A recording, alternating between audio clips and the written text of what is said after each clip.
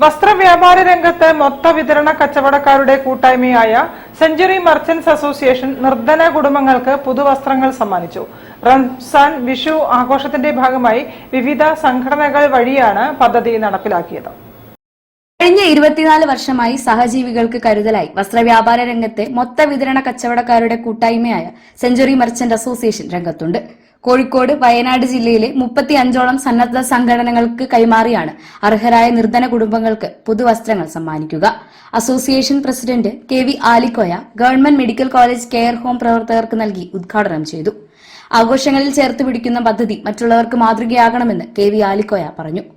ഈ സംഘടന കഴിഞ്ഞ 24 വർഷക്കാലമായി റംസാൻ, വിഷു തുടങ്ങിയ ഓണം തുടങ്ങിയ ആഘോഷാവസരങ്ങളിൽ പാവങ്ങൾ താമസിക്കുന്ന ഏരിയകളിലേക്ക് വിവിധ സംഘടനകൾ മുഖേന പുതുവസ്ത്രങ്ങൾ വിതരണം ചെയ്ത് വരികയാണ്.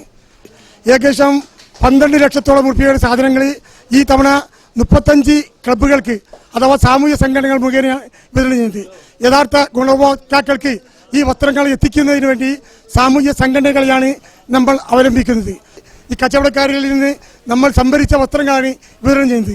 അത് യഥാവിധി പാവങ്ങൾക്ക് എത്തിച്ചേരണമെന്ന് ഈ സംഘടനകൾക്ക് നിർദ്ദേശം കൊടുത്തുകൊണ്ടാണ് നമ്മളിവിടെ വിതരണം ആരംഭിച്ചിരിക്കുന്നത്. വിവിധ സംഘടനകളുടെ പ്രതിനിധികൾ വസ്ത്രങ്ങൾ അടങ്ങിയ ബാഗ് ഏറ്റുവാങ്ങി.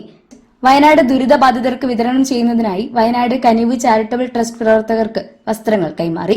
Secretary KP Nithin Raj, charity convener BV Sadiq, vice president MP Abdul Karim, treasurer KC Naseemuddin എന്നിവർ സന്നിഹിതരായി.